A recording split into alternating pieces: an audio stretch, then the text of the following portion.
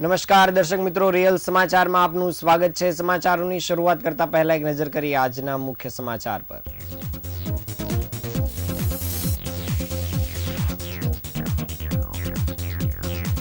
Lab grown ડાયમંડની તેજીના કારણે દિવાળીએ હીરામાં તેજીની ઝલક જોવા મળી।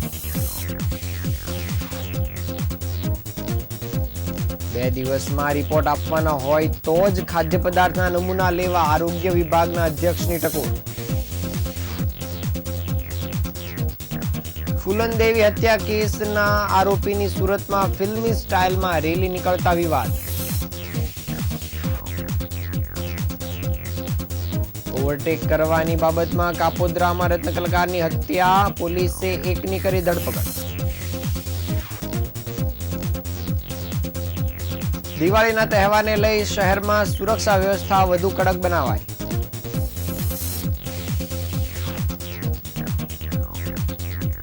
સિલવાસમાં થયેલ ઘરફોડ ચોરીના ગુનામાં 2 આરોપીઓને સુરત રેલવે પોલીસે પકડી પાડ્યા।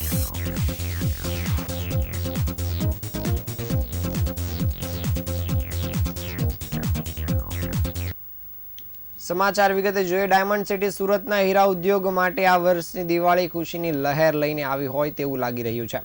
લાંબા સમયથી ચાલી રહેલ મંદીના માહોલ વચ્ચે લેબગ્રોન ડાયમંડની વધતી વૈશ્વિક માંગને કારણે હીરા ઉદ્યોગમાં ફરી એકવાર તેજીનો માહોલ જોવા મળ્યો હતો। આ સકારાત્મક માહોલના પગલે આ વખતે દિવાળી વેકેશન ટૂંકું રહેવાની શક્યતા છે, જે છેલ્લા 5 વર્ષમાં પ્રથમવાર બનશે। સામાન્ય રીતે દિવાળી દરમિયાન સુરતમાં હીરાના કારખાનાઓ 21 દિવસ સુધી બંધ રહેતા હોય છે, પરંતુ આ વર્ષે લેબગ્રોન ડાયમંડની તેજીના કારણે વેકેશન માત્ર 10 થી 15 દિવસનું રહેવાની સંભાવના છે। અમેરિકા અને યુરોપ જેવા મુખ્ય બજારમાં નેચરલ ડાયમંડની માંગમાં ઘટાડો અને વૈશ્વિક આર્થિક મંદીના કારણે સુરતનો હીરા ઉદ્યોગ છેલ્લા કેટલાક સમયથી મુશ્કેલીમાં હતો। જો કે લેબગ્રોન ડાયમંડની વધતી લોકપ્રિયતાએ ઉદ્યોગને નવો વેગ આપ્યો છે। વિદેશમાં તહેવારોની સિઝનના ધ્યાનમાં રાખીને લેબગ્રોન ડાયમંડની માંગમાં 25 થી 30% વધારો નોંધાયો છે।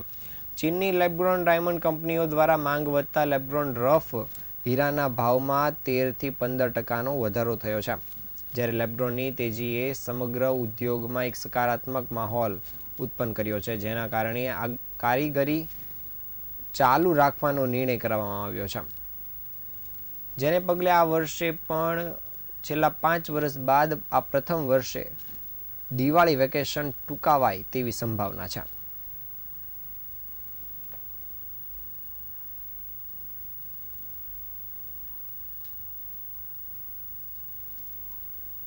સુરત શહેરમાં આરોગ્ય વિભાગ દ્વારા ખાદ્ય પદાર્થના નમૂના લેવાની કામગીરી કરવામાં આવતી હોય છે, પરંતુ તહેવારો પૂર્ણ થયા બાદ રિપોર્ટ આવતા હોય છે, ત્યારે આરોગ્ય સમિતિના ચેરમેને અધિકારીઓનો જલ્દી રિપોર્ટ આવે તે મુજબની કાર્યવાહી કરવા કડક શબ્દોમાં સૂચના આપી દીધી છે।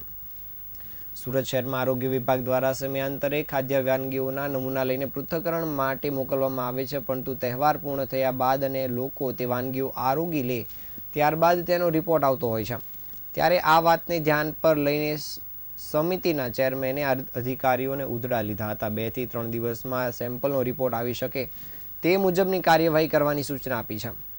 આરોગ્ય સમિતિ ચેરમેન નેન્સીબેન શાહે જણાવ્યું હતું કે તાકીદે એક વસ્તુ ધ્યાને આવી છે, એટલે એ લોકોને કડક શબ્દોમાં કહેવું પડ્યું છે કે જ્યારે પણ સેમ્પલ લો ત્યારે તહેવારો ખૂબ હોય છે। અગાઉ ચંદી પડવાનો તહેવાર હતો, ત્યારે દિવાળીનો તહેવાર છે, જેમાં મીઠાઈનું વેચાણ પણ ખૂબ થતું હોય છે, પરંતુ એવું ધ્યાને આવે છે કે સેમ્પલના ટેસ્ટ ખૂબ મોડા આવે છે। આ વખતે માવાનું સેમ્પલ લીધું તે ચંદી પડવા પહેલાં તેનું રિઝલ્ટ લાવી દીધું હોત તો જથ્થાનો નાશ થઈ શક્યો હોત। તો એવી જ રીતે કડક સૂચના આપવામાં આવી છે કે જે સેમ્પલ લો તે ખૂબ લોકો સુધી પહોંચે છે, અને એવા કોઈ ખાદ્ય પદાર્થનો તો અર્જન્ટમાં તેનો રિપોર્ટ આવવો જોઈએ। 2 થી 3 દિવસમાં સેમ્પલનો રિપોર્ટ આવી શકે, અને ઘણી વખત એવું જાણવા મળ્યું છે કે આરોગાયા બાદ જો પછી સેમ્પલ ફેલ થાય તો જથ્થાનો નાશ કે પેનલ્ટી કઈ રીતે આ થઈ શકે તેને લઈને પણ ચિંતાજનક બાબત ઊભી થઈ છે, જેને કારણે ચેરમેન દ્વારા આરોગ્ય વિભાગના અધિકારીઓને ખાસ તાકીદ કરવામાં આવી છે।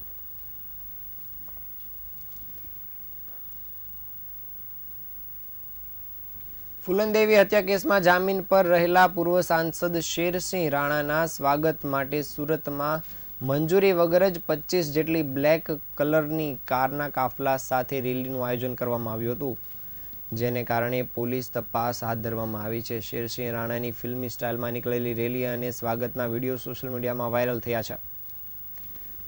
રાષ્ટ્રીય જનલોક પાર્ટીના સંયોજક શેરસિંહ રાણા સુરતની મુલાકાતે ઓલપાડના વડીલો અને વાંક કીમ ખાતેના કાર્યક્રમમાં હાજરી આપવા માટે આવ્યા હતા. તેમના ગુનાહિત ભૂતકાળને ધ્યાનમાં લીધા વિના તેમના સમર્થકોએ તેમને વીઆઈપી સન્માન આપવા માટે કાયદાના નિયમોને નેવે મૂક્યા હોવાનું સામે આવ્યું છે. રાણાના સ્વાગત માટે એરપોર્ટ પર 25થી વધુ કારો આવી પહોંચી હતી. તેમાંથી તમામ કારો કાળા રંગની લક્ઝરી સેડાન અને એસયુવી હતી. આ કાળા કાફલાએ જાહેર માર્ગો પર ટ્રાફિકના નિયમોનું સઘન ઉલ્લંઘન કર્યું હતું અને રસ્તાઓ પર ધાક જમાવી હતી. પોલીસ કે વહીવટીતંત્રની કોઈ પૂર્વ મંજૂરી લીધા વિના આ કાફલો દિવસ દરમિયાન કાઢવામાં આવ્યો હતો. આ રેલીની રીલ્સ અને વિડીયો રાત્રે પણ બનાવાયા હતા, જે ગુજરાત કરણી સેના યુવા કાર્યકારીના સોશિયલ મીડિયા હેન્ડલ પર મૂકવામાં આવ્યા હતા, જેનાથી આ ગેરકાયદેસર પ્રવૃત્તિ વધુ પ્રકાશમાં આવી હતી, જેને પગલે આ સમગ્ર વિવાદ ઊભો થયો છે. જ્યારે ફિલ્મી ઢબની રેલીને કારણે આ સમગ્ર બાબત ચર્ચામાં વધુ આવી છે.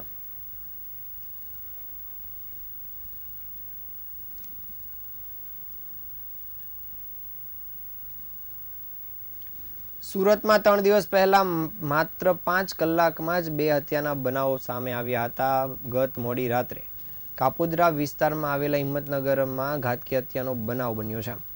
હીરાના કારખાના પરથી ઘરે પરત જઈ રહેલા 40 વર્ષીય સુરેશ ચિત્રોડા નામના કલાકારને બાઇક પર આવેલા 2 શખ્સોએ ચપ્પુના ઘા મારી ફરાર થઈ ગયા હતા.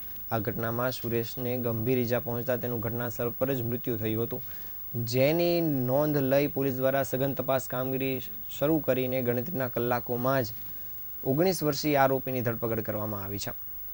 મૂળ રાજકોટ જિલ્લાના અને ઉપલેટા તાલુકાના વતની એવા સુરેશભાઈ ચિત્રોડા સુરતમાં કાપોદ્રા વિસ્તારમાં પરિવાર સાથે રહેતા હતા અને છેલ્લા ઘણા વર્ષોથી રત્ન કલાકાર તરીકે કામ કરી રહ્યા હતા. સવારે ટિફિન લઈને કામ પર જતા અને રાત્રે ઘર પરત આવતા હતા. દરમિયાન કાપોદ્રા હિંમતનગર ખાતેથી પસાર થઈ રહ્યા હતા, ત્યારે બાઇક પર આવેલા 2 શખ્સોએ તેમને રોક્યા હતા અને 2 ઈસમો પૈકી એકે ચપ્પુના 2 ઘા મારી દીધા હતા, જેથી સુરેશભાઈ 10 ફૂટ દૂર જઈને ઢળી પડ્યા હતા અને સાથે બંને ઈસમો ફરાર થઈ ગયા હતા. સુરેશભાઈને 2 જેટલા ચપ્પુના ઘા વાગવાને કારણે લોહી વહી જવાથી થોડા મિનિટોમાં જ તેનું મૃત્યુ થયું હતું.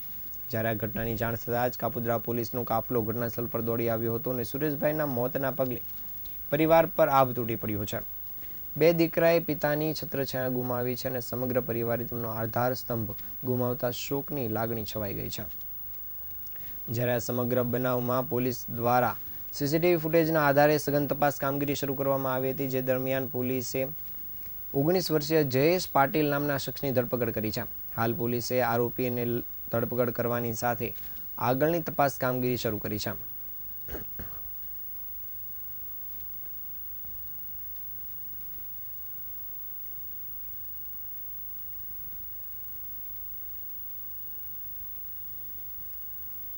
દિવાળીના તહેવારને લઈ સુરત શહેરમાં સુરક્ષા વ્યવસ્થા વધુ કડક બનાવવામાં આવી છે.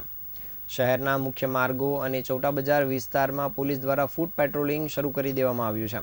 લાલગેટ વિસ્તારમાં પોલીસ દ્વારા સઘન ચેકિંગ હાથ ધરવામાં આવ્યું છે, જેથી તહેવાર દરમિયાન સ્નેચિંગ કે અન્ય ગુનાહિત બનાવો ન બને. પોલીસ દ્વારા લાઉડસ્પીકર મારફતે જાહેરાતો કરીને લોકોને અનુરોધ કરવામાં આવી રહ્યો છે કે તેઓ કિંમતી વસ્તુઓ સાથે બહાર ન નીકળે અને પોતાનો સામાન સંભાળી રાખે. શહેરની સી ટીમ પણ સક્રિય બનીને વિવિધ વિસ્તારમાં પેટ્રોલિંગ કરી રહી છે અને ખાસ કરીને ભીડભાડવાળા બજાર અને ખરીદીના સ્થળોએ મહિલાઓની સુરક્ષા માટે દેખરેખ રાખવામાં આવી રહી છે. ઉલ્લેખનીય છે કે ચોટા બજાર વિસ્તારમાં ખરીદનો માહોલ જામ્યો છે અને લોકોની ભારે ભીડ જોવા મળી રહી છે. તેનો લાભ લઈ કેટલાક ઈસમો દ્વારા ચોરીના બનાવો કરવામાં આવતા હોય છે. ચોરી તેમજ સ્નેચિંગના બનાવો બનતા હોય છે, ત્યારે આ બાબતને ધ્યાનમાં રાખીને પોલીસ દ્વારા સુરક્ષા વ્યવસ્થાને કડક બનાવી દેવામાં આવી છે.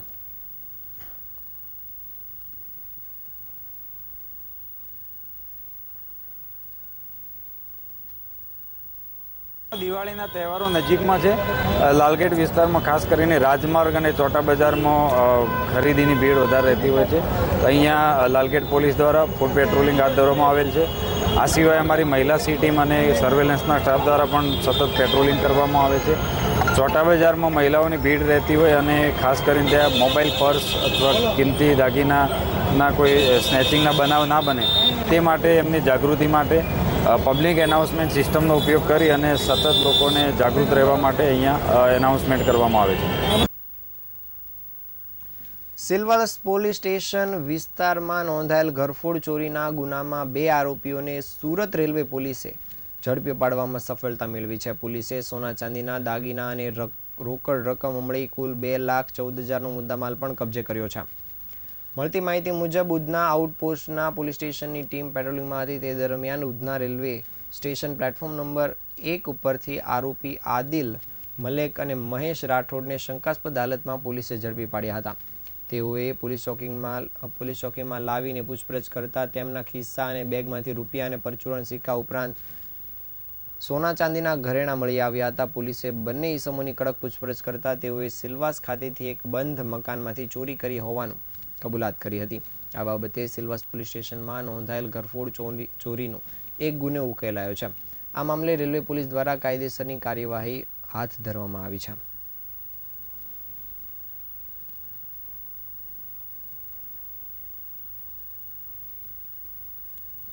દિવાળીના તહેવાર દરમિયાન સુરતના ભેસ્તાન વિસ્તારમાં પોલીસ પેટ્રોલિંગ હોવા છતાં લુખ્ખા તત્વો અને બુટલેગરો બેફામ બન્યા હોય તેવી બાબત સામે આવી છે. ભેસ્તાન વિસ્તારમાં આવેલ દારૂના અડ્ડા નજીક મોડી રાત્રે જીવલેણ હુમલો કરવાની ગંભીર ઘટના સામે આવી છે.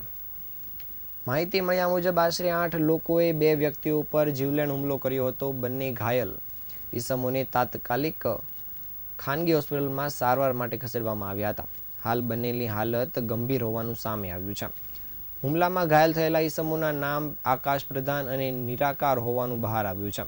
પરિવારજનો દ્વારા આક્ષેપ કરવામાં આવ્યા છે કે ભેસ્તાન પોલીસને વિસ્તારમાં ચાલતા દારૂના ગેરકાયદેસર ધંધા અને અપરાધિક પ્રવૃત્તિઓની જાણ હોવા છતાં કોઈ અસરકારક કાર્યવાહી કરવામાં આવતી નથી. આ બનાવથી ભેસ્તાન વિસ્તારની સુરક્ષા વ્યવસ્થા અને પોલીસ પેટ્રોલિંગની અસરકારકતા પર અનેક સવાલો ઉઠ્યા છે. જ્યારે સ્થાનિક રહીશોમાં પણ પોલીસ પ્રત્યે રોષની લાગણી જોવા મળી રહી છે.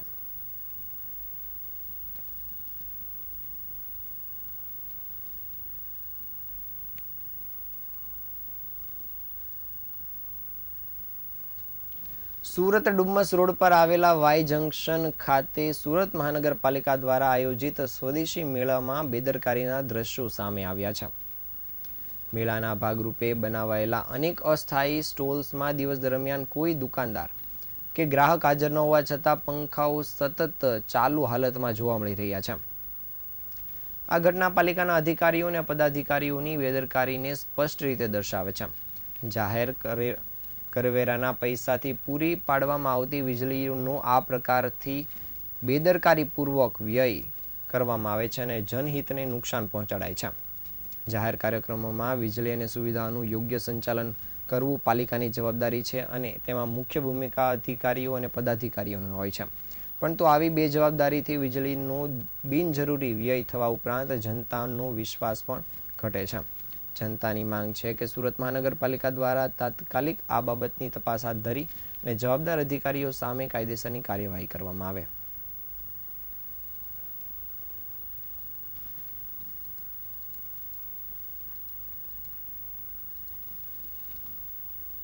આ હતા આજના સમાચાર. નવા સમાચાર સાથે ફરી મળીશું. ત્યાં સુધી રજા આપશો. નમસ્કાર.